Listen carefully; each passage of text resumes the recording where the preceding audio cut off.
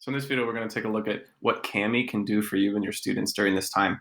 Kami is a PDF annotation and commenting tool with the capabilities of creating own copies for students, and then the students can turn them in. In this video, we're going to focus on what Kami can do, and we're going to focus on the free version here. So first off, we have our PDF loaded into Kami. That's here. We see we have options on the left on how we can annotate. Anything with a lock requires the premium access, and we're not paying for that. We're using the free one here. If you want to expand to toggle the descriptions, it shows you a description right here if you're not familiar with them. But let's go through and see what we can do here. So the first thing we can do is we can mark up a PDF in any way we want. We can choose different colors. We can choose more colors. We can strike through, underline, do box highlighters. So students can box highlight things. They can do a simple text highlighter that highlights just text. Double-clicking highlights the word. They can do strike-throughs if they'd like to, and they can underline things. So there's different ways that students can interact with this in a very similar way that you might have students use Google Read and Write when they're on a Google Doc.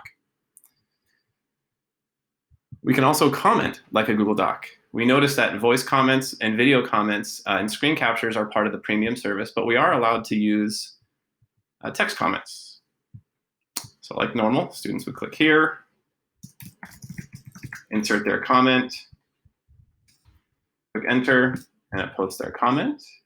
We can see that it's identified here. They can change the color of their comment as it is indicated in the text if they'd like to. Maybe different comments are for different types of information or different analyses that they're performing. Next, we can also insert text boxes. So if you have a PDF where you're asking maybe students to answer questions in a box that's already there, or you want them to simply annotate on the text itself, they can insert a text box. If they want to, they can change the color of it here. Now, once they insert these annotations, they can change them. They're not static, meaning they're dynamic here. So if I go back and I click my mouse icon, I can start clicking and I can actually fill the colors if I want to. I can change the size. I can delete anything. And so any of these annotations can be edited after they've already been created by the student by selecting one of these mouse icons here. Some more tools that they have are drawing tools. So let's say you may have math worksheets and they need to display functions or do graphing. Maybe it's economics that you're working with, or maybe you're just asking them to draw a representation of something that they're learning about. Lots of different ways that they can draw. There's the thickness, there's the color.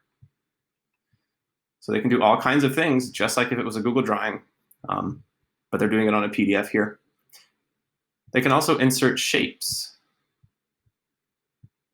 We see here.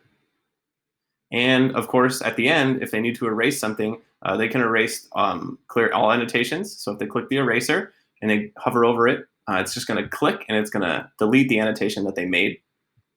So they can go ahead and delete those if they wanted to. Again, if they want to move them or modify them, they would select the mouse icon and they could modify them as they need to. Bigger, color, all that kind of stuff, or trash.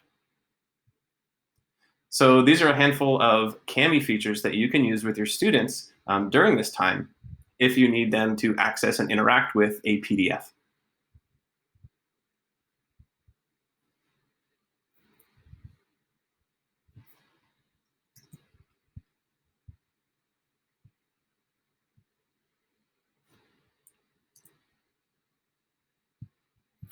Once the students are done annotating their PDF, there's many ways that they can turn it in.